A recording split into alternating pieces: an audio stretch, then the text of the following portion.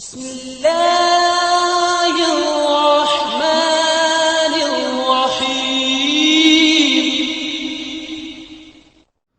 اعوذ باللہ من الشیطان الرجیم، بسم اللہ الرحمن الرحیم۔ السلام علیکم۔ آج آپ کا میزبان ڈاکٹر کاشف بشیر تفہیم القرآن سیریز کی قسط نمبر 416 کے ساتھ آپ کے سامنے حاضر خدمت ہے، جس میں ہم انشاءاللہ العزیز سورہ سبا کی آیت نمبر 22 سے لے کر 28 تک کا ترجمہ اور تفسیر آپ کے سامنے پیش کریں گے، اور اس حصے کا موضوع ہے بشیر و نذیر۔ بسم اللہ الرحمن الرحیم۔ قل ادعوا الذین زعمتم من دون اللہ لا یملکون مثقال ذرۃ فی السماوات ولا فی الارض وما لهم فیہما من شرک وما لہ منہم من ظہیر۔ ترجمہ: اے نبی صلی اللہ علیہ وآلہ وسلم، ان مشرکین سے کہو کہ پکار دیکھو اپنے ان معبودوں کو جنہیں تم اللہ کے سوا اپنا معبود سمجھے بیٹھے ہو۔ وہ نہ آسمانوں میں کسی ذرہ برابر چیز کے مالک ہیں، نہ زمین میں۔ وہ آسمان و زمین کی ملکیت میں شریک بھی نہیں ہیں، ان میں سے کوئی اللہ کا مددگار بھی نہیں ہے۔ تفسیر میں آتا ہے کہ پچھلے 2 رکوعوں میں آخرت کے متعلق مشرکین کے غلط تصورات پر کلام فرمایا گیا۔ اب تقریر کا رخ تردید شرک کے مضمون کی طرف پھر رہا ہے، اور اس آیت میں بتایا گیا کہ اللہ تو یوں اشخاص اور اقوام اور سلطنتوں کی قسمتیں بناتا اور بگاڑتا ہے، جیسا کہ ابھی تم داؤد و سلیمان علیہ السلام اور قوم سبا کے ذکر میں سن چکے ہو۔ اب ذرا اپنے ان بناوٹی معبودوں کو پکار کر دیکھ لو، کیا ان میں بھی یہ طاقت ہے کہ کسی کے اقبال کو ادبار سے یا ادبار کو اقبال سے بدل سکیں؟ یعنی کسی کو اونچائی پہ لے کے جانا یا پستی میں دھکیلنا کسی کے بس میں ہے تو دیکھ لو۔ وَلَا تَنْفَعُ الشَّفَاعَةُ عِنْدَهُ إِلَّا لِمَنْ أَذِنَ لَهُ حَتَّى إِذَا فُزِّعَ عَنْ قُلُوبِهِمْ قَالُوا مَاذَا قَالَ رَبُّكُمْ قَالُوا الْحَقَّ وَهُوَ الْعَلِيُّ الْكَبِيرُ۔ ترجمہ: اور اللہ کے حضور کوئی شفاعت بھی کسی کے لیے نافع نہیں ہو سکتی بجز اس شخص کے جس کے لیے اللہ نے سفارش کی اجازت دی ہو، کہ حتیٰ کہ جب لوگوں کے دلوں سے گھبراہٹ دور ہوگی تو وہ سفارش کرنے والوں سے پوچھیں گے کہ تمہارے رب نے کیا جواب دیا۔ وہ کہیں گے کہ ٹھیک جواب ملا ہے اور وہ بزرگ و برتر ہے۔ آیت میں ہے کہ بجز اس شخص کے جس کے لیے اللہ نے سفارش کی اجازت دی ہو۔ تفسیر میں آتا ہے یعنی کسی کا خود مالک ہونا یا ملکیت میں شریک ہونا یا مددگار خدا ہونا تو درکنار، ساری کائنات میں کوئی ایسی ہستی تک نہیں پائی جاتی جو اللہ تعالیٰ کے حضور کسی کے حق میں بطور خود سفارش کر سکے۔ تم لوگ اس غلط فہمی میں پڑے ہوئے ہو، جو کچھ خدا کے پیارے ایسے ہیں یا خدا کی خدائی میں کچھ بندے ایسے زور آور ہیں کہ وہ اڑ بیٹھیں تو خدا کو ان کی سفارش ماننی ہی پڑے گی، حالانکہ وہاں حال یہ ہے کہ اجازت لیے بغیر کوئی زبان کھولنے کی جرت نہیں کرتا۔ جس کو اجازت ملے گی صرف وہی کچھ عرض کر سکے گا، اور جس کے حق میں سفارش کرنے کی اجازت ملے گی اسی کے حق میں عرض و معروض کی جا سکے گی۔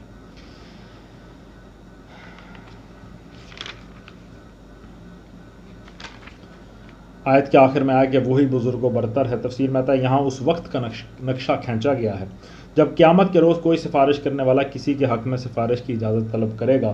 اس نقشے میں یہ کیفیت ہمارے سامنے آتی ہے کہ طلب اجازت کی درخواست بھیجنے کے بعد شافع اور مشفوع دونوں نہایت بے چینی کے عالم میں ڈرتے اور کانپتے ہوئے جواب کے منتظر کھڑے ہیں۔ آخرکار جب اوپر سے اجازت آ جاتی ہے اور شافع کے چہرے سے مشفوع بھانپ جاتا ہے کہ معاملہ کچھ اطمینان بخش ہے تو اس کی جان میں جان آتی ہے، اور وہ آگے بڑھ کر شافع سے پوچھتا ہے کہ کیا جواب آیا۔ شافع جواب دیتا ہے کہ ٹھیک ہے، اجازت مل گئی ہے۔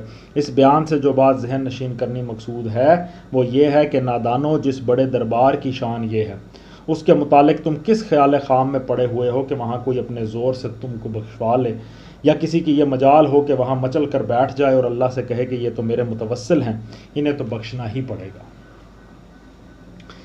قُلْ مَنْ يَرْزُقُكُم مِّنَ السَّمَاوَاتِ وَالْأَرْضِ قُلِ اللَّهُ وَإِنَّا أَوْ إِيَّاكُمْ لَعَلَىٰ هُدًى أَوْ فِي ضَلَالٍ مُّبِينٍ۔ ترجمہ: اے نبی صلی اللہ علیہ وآلہ وسلم، ان سے پوچھو کون تم کو آسمانوں اور زمین سے رزق دیتا ہے؟ کہو اللہ۔ اب لا محالہ ہم میں اور تم میں سے کوئی ایک ہی ہدایت پر ہے یا کھلی گمراہی میں پڑا ہوا ہے۔ تفسیر میں آتا ہے سوال اور جواب کے درمیان ایک لطیف خلا ہے۔ مخاطب مشرکین تھے جو صرف یہی نہیں کہ اللہ کی ہستی کے منکر نہ تھے بلکہ یہ بھی جانتے اور مانتے تھے کہ رزق کی کنجیاں اسی کے ہاتھ میں ہیں، مگر اس کے باوجود وہ دوسروں کو خدائی میں شریک ٹھہراتے تھے۔ اب جو ان کے سامنے یہ سوال پیش کیا گیا کہ بتاؤ کون تمہیں آسمان و زمین سے رزق دیتا ہے، تو وہ مشکل میں پڑ گئے۔ اللہ کے سوا کسی اور کا نام لیتے ہیں تو خود اپنے اور اپنی قومی عقیدے کے خلاف بات کہتے ہیں۔ ہٹ درمی کی بنا پر ایسی بات کہہ بھی دیں تو ڈرتے ہیں کہ خود اپنی قوم کے لوگ ہی اس کی تردید کے لیے اٹھ کھڑے ہوں گے، اور اگر تسلیم کر لیتے ہیں کہ اللہ ہی رزق دینے والا ہے تو فوراً دوسرا سوال یہ سامنے آتا ہے کہ پھر یہ دوسرے کس مرض کی دوا ہیں جنہیں تم نے خدا بنا رکھا ہے؟ رزق تو دے اللہ، پوجے جائیں یہ، آخر تمہاری عقل کہاں ماری گئی ہے کہ اتنی بات بھی نہیں سمجھتے؟ اس دو گانو مشکل میں پڑھ کر وہ دم بخود رہ جاتے ہیں، نہ یہ کہتے ہیں کہ اللہ ہی رزق دینے والا ہے، نہ یہ کہتے ہیں کہ کوئی دوسرا معبود رازق ہے۔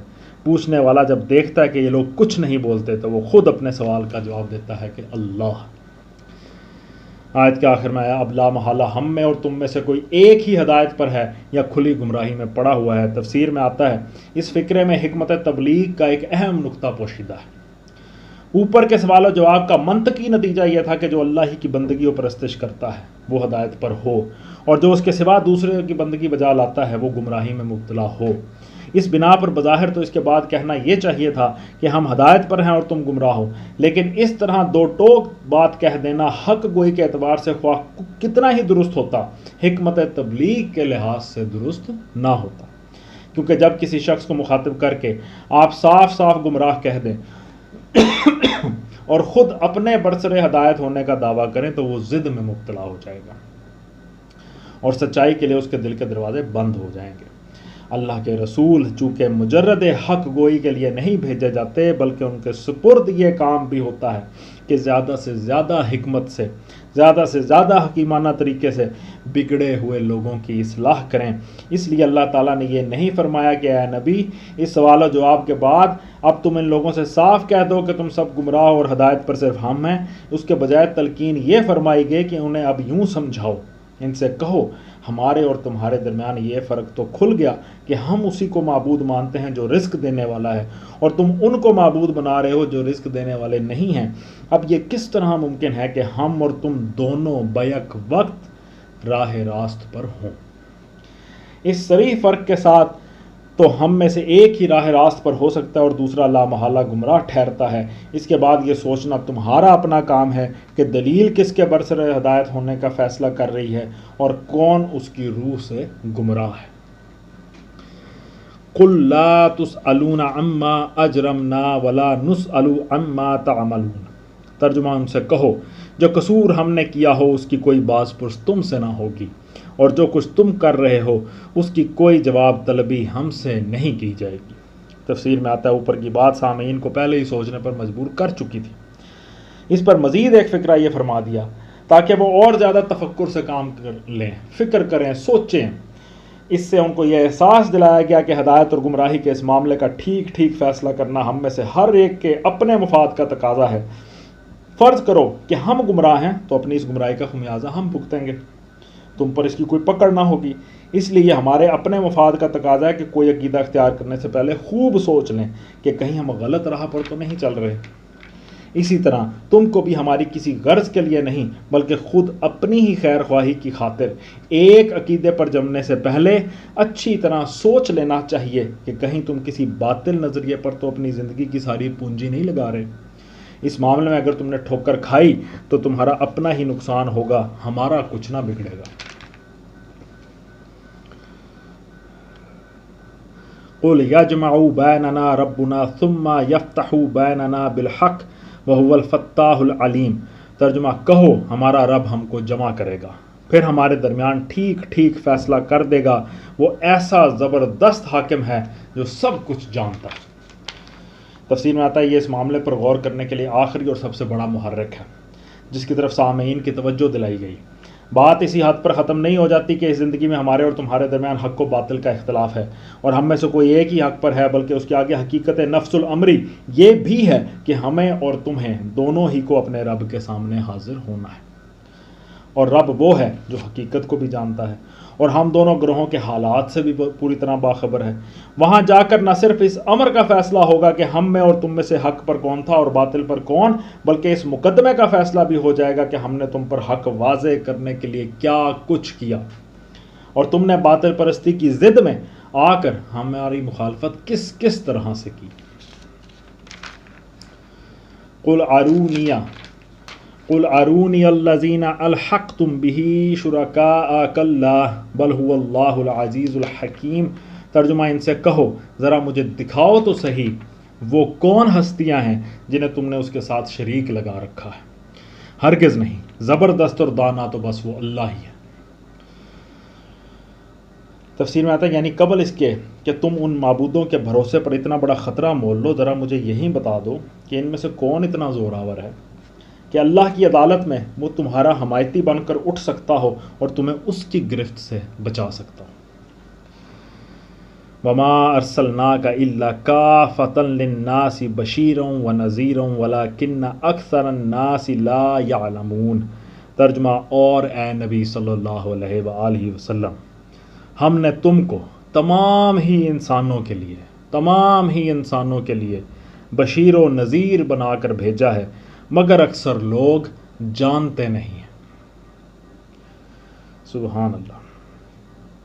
تفسیر میں آتا ہے یعنی تم صرف اسی شہر یا اسی ملک یا اسی زمانے کے لوگوں کے لیے نہیں، بلکہ تمام دنیا کے تمام وقتوں میں آنے والے انسانوں کے لیے اور ہمیشہ کے لیے نبی بنا کر بھیجے گئے، مگر یہ تمہارے ہم عصر اہل وطن تمہاری قدر و منزلت کو نہیں سمجھتے اور ان کو احساس نہیں ہے کہ کیسی عظیم ہستی کی بعثت سے ان کو نوازا گیا ہے۔ یہ بات کہ نبی صلی اللہ علیہ وآلہ وسلم صرف اپنے ملک یا اپنے زمانے کے لیے نہیں بلکہ قیامت تک پوری نوع بشری کے لیے مبعوث فرمائے گئے، قرآن مجید میں متعدد مقامات پر بیان فرمائی گئی۔ مثلا سورہ الانعام آیت نمبر 19 ترجمہ، اور میری طرف یہ قرآن وحی کیا گیا ہے تاکہ اس کے ذریعے سے میں تم کو متنبہ کروں اور ہر اس شخص کو جسے یہ پہنچے، تو قیامت تک کے لوگوں کے لیے یہ پہنچا ہے۔ پھر سورہ الاعراف کی آیت نمبر 158 ترجمہ، اے نبی صلی اللہ علیہ وآلہ وسلم کہہ دو کہ اے انسانوں میں تم سب کی طرف اللہ کا رسول ہوں، اے انسانوں۔ سورہ الانبیاء آیت نمبر 107 ترجمہ، اور اے نبی صلی اللہ علیہ وآلہ وسلم ہم نے نہیں بھیجا تم کو مگر تمام جہان والوں کے لیے رحمت کے طور پر۔ سورہ الفرقان آیت نمبر 1 ترجمہ، بڑی برکت والا ہے وہ جس نے اپنے بندے پر فرقان نازل کیا تاکہ وہ تمام جہان والوں کے لیے متنبہ کرنے والا ہو۔ فرقان کا مطلب ہے فرق کرنے والی کتاب۔ یہی مضمون نبی صلی اللہ علیہ وآلہ وسلم نے خود بھی بہت سی احادیث میں مختلف طریقوں سے بیان فرمایا۔ مسند احمد بروایت ابو موسیٰ اشعری رضی اللہ تعالیٰ عنہ، میں کالے اور گورے سب کی طرف بھیجا گیا ہوں۔ مسند احمد بروایت عبداللہ بن عمرو بن عاص ترجمہ، میں عمومیت کے ساتھ تمام انسانوں کی طرف بھیجا گیا ہوں، عمومیت کے ساتھ ان جنرل تمام انسانوں کی طرف بھیجا گیا ہوں، حالانکہ مجھ سے پہلے جو نبی بھی گزرا ہے وہ اپنی قوم کی طرف بھیجا جاتا تھا۔ سبحان اللہ۔ بخاری و مسلم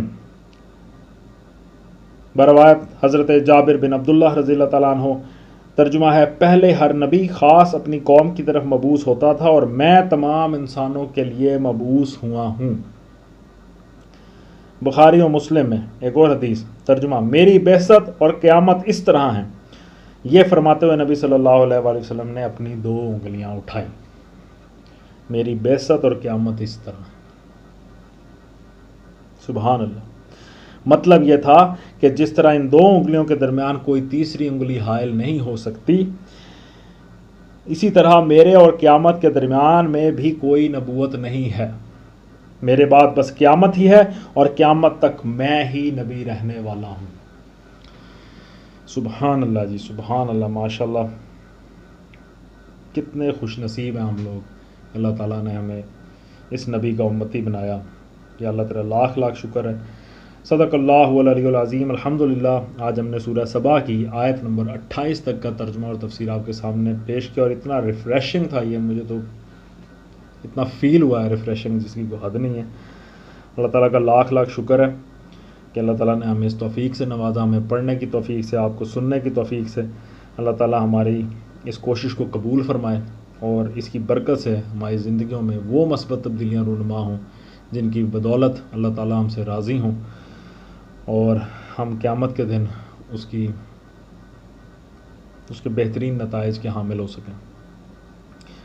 اسی دعا کے ساتھ آپ سے اجازت چاہیں گے، اپنا بہت خیال رکھیں۔ آپ لوگوں کا بہت بہت شکریہ۔ اللہ حافظ۔